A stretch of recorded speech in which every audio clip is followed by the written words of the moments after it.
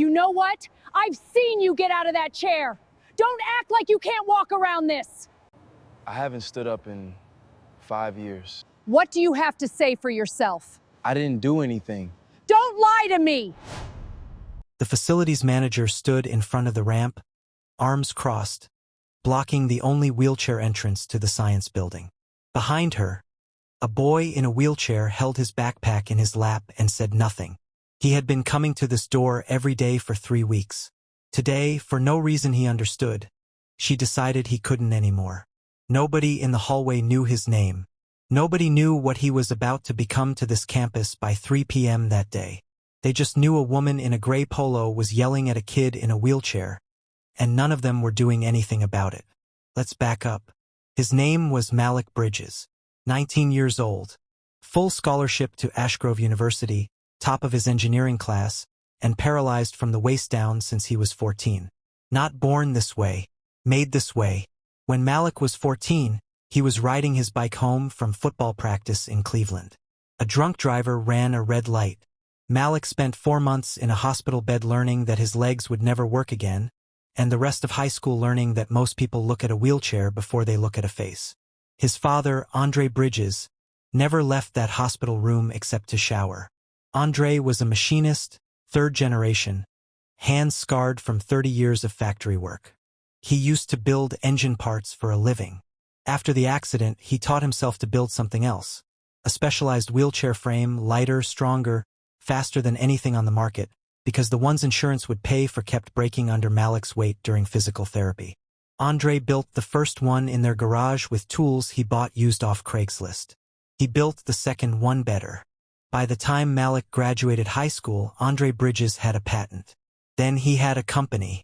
Then he had a factory in Youngstown, Ohio, that made mobility equipment for hospitals in 11 states. Bridges Mobility Group. Nobody at Ashgrove knew that name. Malik made sure of it. He didn't want to be the rich kid. He didn't want professors going easy on him or students trying to get close to his father's money. He wanted to earn his spot the way everyone else did, through grades, through work, through showing up. So when he filled out his housing form, he listed his dad's job as small business owner. Technically true. He never lied. He just never said the whole truth. What Malik also never told anyone. His father's company was 3 weeks from signing a $9 million deal to supply Ashgrove's new campus health center with accessibility equipment. Wheelchairs, ramps, lifts, everything. Andre had been flying in for meetings with the board for 2 months. Today was supposed to be the final signing. Malik didn't know his father had landed in town that morning. He didn't know his father had asked the driver to swing by the science building first, just to see him just for 5 minutes before the big meeting. He definitely didn't know his father would walk up right as it was happening. The woman blocking the ramp was named Denise Colt, 48 years old, director of campus facilities for 11 years. She ran maintenance, grounds, and technically accessibility compliance, though nobody had checked her work in years. Denise had a system. Nobody had approved it. Nobody had written it down. But if you asked any custodian who'd worked under her, they'd tell you. Denise decided who really needed accommodations and who was milking it. She'd decided about Malik in his first week. He walks fine when he thinks nobody's watching, she told a coworker, which wasn't true, and which she'd never actually seen, but had said so many times she believed it herself. That morning, she'd gotten a memo about ramp maintenance. A 2-hour closure for a resurfacing job that hadn't even started yet. She used it as her excuse. Ramps closed, she said, stepping in front of Malik's chair. Use the side lot entrance. Malik knew the side lot entrance. It was 400 yards away, down a broken sidewalk, with no working curb cut. It added 20 minutes to his trip and usually meant rolling through wet grass. There's no equipment here, Malik said, calm, pointing at the empty ramp behind her. Nobody's working on it. Are you telling me how to do my job? I'm asking to get to class. Denise's jaw tightened. You know what? I've seen you get out of that chair. In the parking lot. Don't act like you can't walk around this. It wasn't true. It had never been true. But she said it loud, the way people say things when they want witnesses to agree with them. A few students had stopped near the doors. Phones weren't out yet. Not yet. I haven't stood up in 5 years, Malik said quietly. Sure. Denise crossed her arms tighter. I'm not moving. You want in this building, you go around like everybody else who actually needs to. That word actually landed like a slap. Malik felt his face go hot. He'd spent 5 years proving himself to strangers who decided, in under 10 seconds, that his pain was a performance. He didn't move either. He just sat there, hands steady on his wheels, staring up at a woman who had all the power in that moment and had decided to use every ounce of it. That's when the sedan pulled up to the curb. Andre Bridges got out of the car in a gray suit, phone still in his hand from the call he'd been on. He saw his son first, parked, unmoving, jaw tight. Then he saw the woman standing in front of the ramp like a wall. He didn't recognize her. She didn't recognize him. Nobody in that crowd knew that the man walking toward them controlled the company about to sign the biggest accessibility contract this university had ever seen. "Excuse me," Andre said, stopping a few feet away. "Is there a problem?" Denise glanced at him, suit, phone, no badge, and made a decision in half a second the same way she'd made one about Malik 3 weeks earlier. "This is a student matter, sir. I'd ask you to step back. That's my son. Then you should be teaching him not to argue with staff." She didn't even look at Malik when she said it. Andre's voice didn't rise.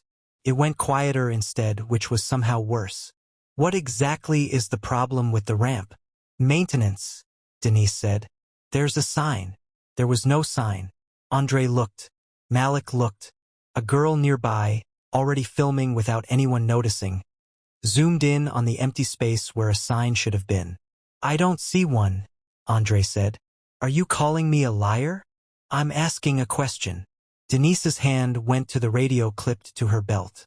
"I don't have to explain myself to a parent who wasn't even on the approved contact list.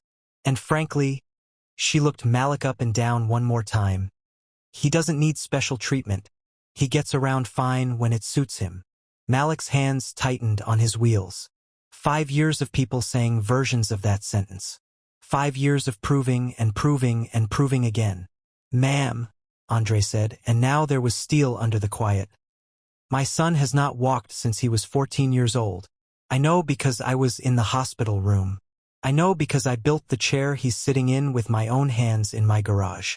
So I'd like you to explain to me, specifically, what makes you qualified to decide otherwise."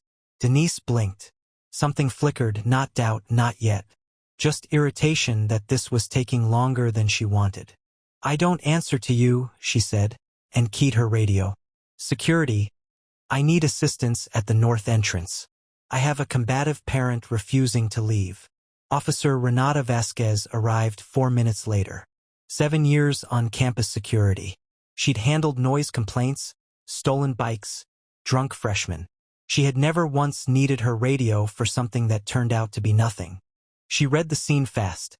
A student in a wheelchair, dead still, jaw locked. A man in an expensive suit, hands visible, not moving.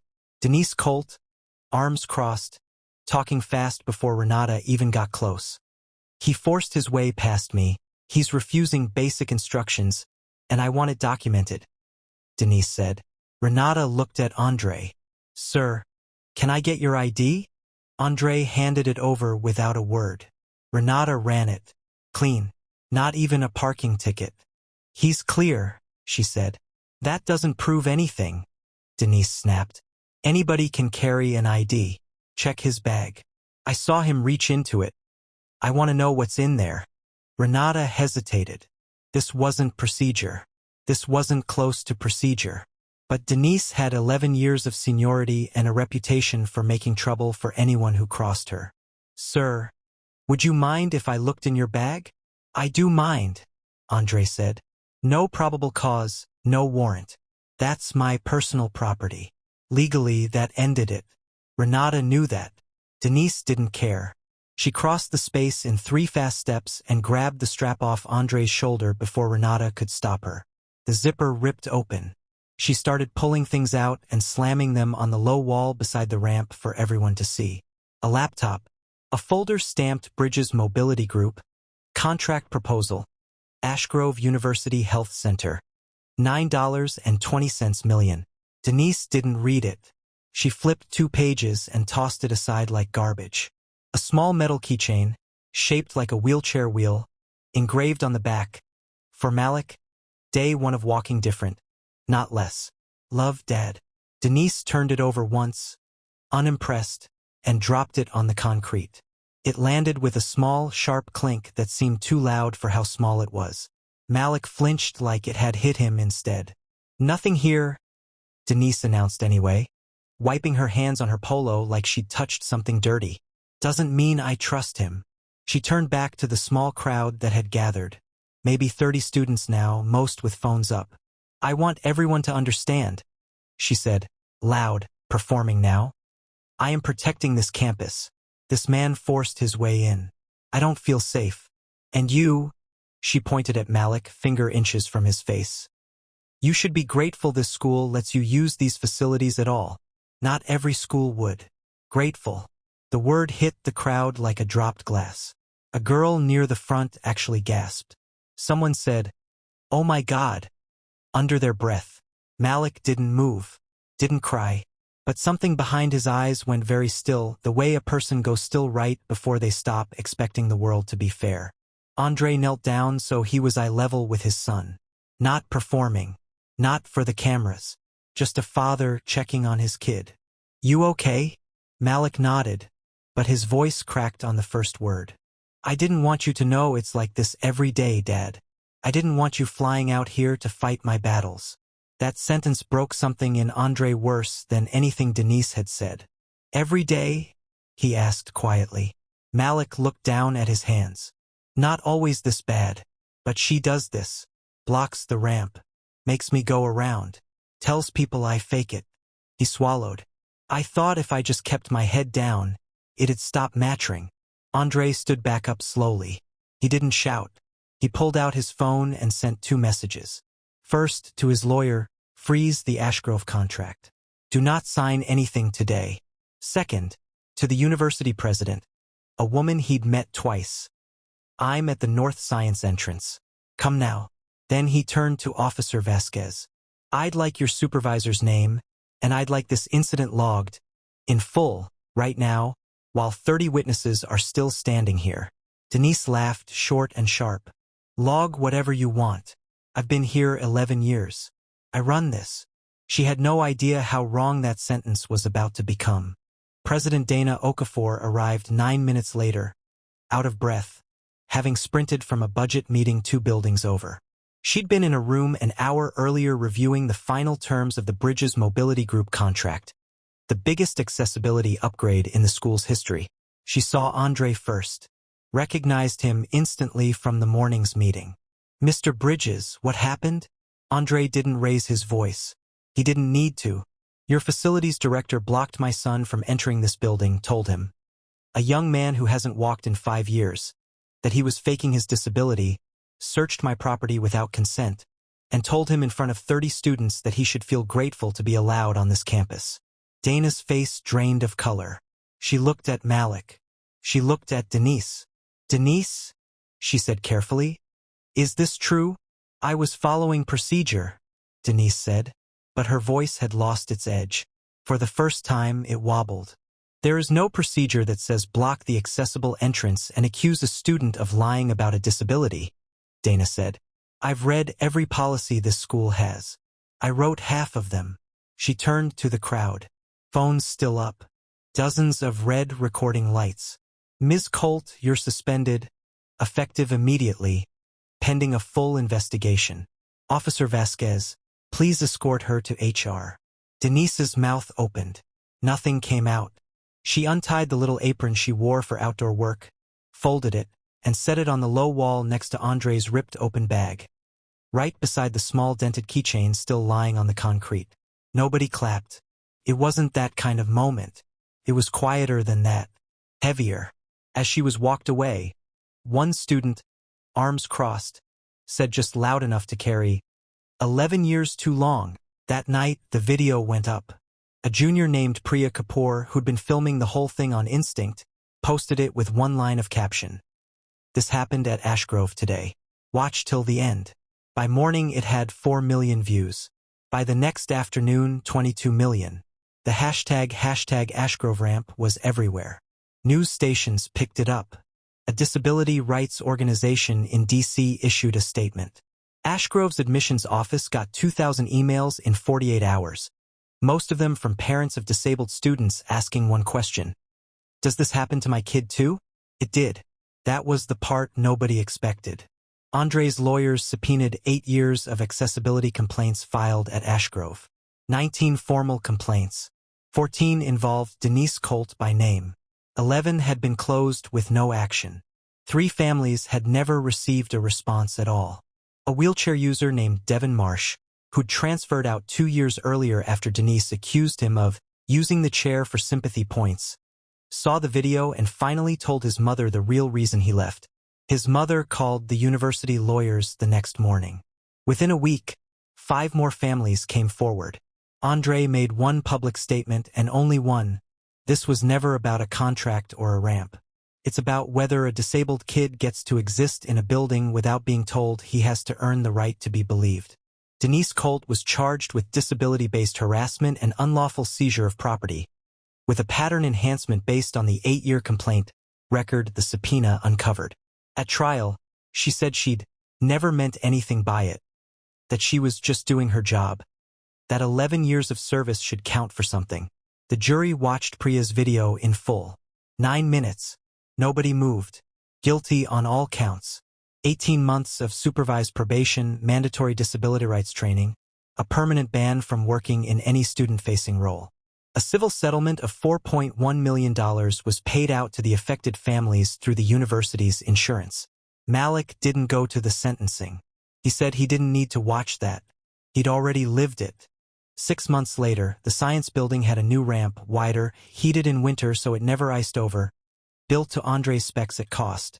A gift from Bridges Mobility Group that had nothing to do with the settlement.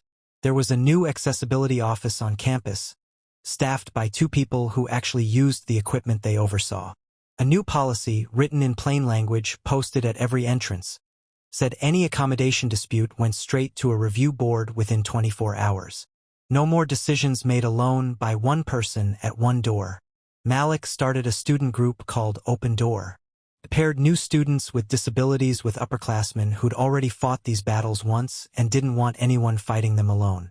On a Friday afternoon in October, Andre flew back out. Not for a meeting this time, just to see his son. He found Malik in the courtyard outside the science building, laughing with 3 friends, wheels parked at an angle in the afternoon sun. Andre didn't interrupt. He just watched for a minute. He could have written a check and walked away months ago. Could have let the lawyers finish it from a distance. Instead, he kept flying back, kept showing up, because a ramp doesn't fix what a door taught a kid to believe about himself. Malik looked up and saw his dad standing at the edge of the courtyard, and for the first time since that morning at the ramp, his smile reached all the way to his eyes. Because dignity was never something he should have had to prove. And the saddest part was, nobody had to know his father built wheelchairs, or that a $9 million contract hung in the balance, or that a girl with a phone happened to be standing nearby that day. All Denise Colt ever had to do was open the door.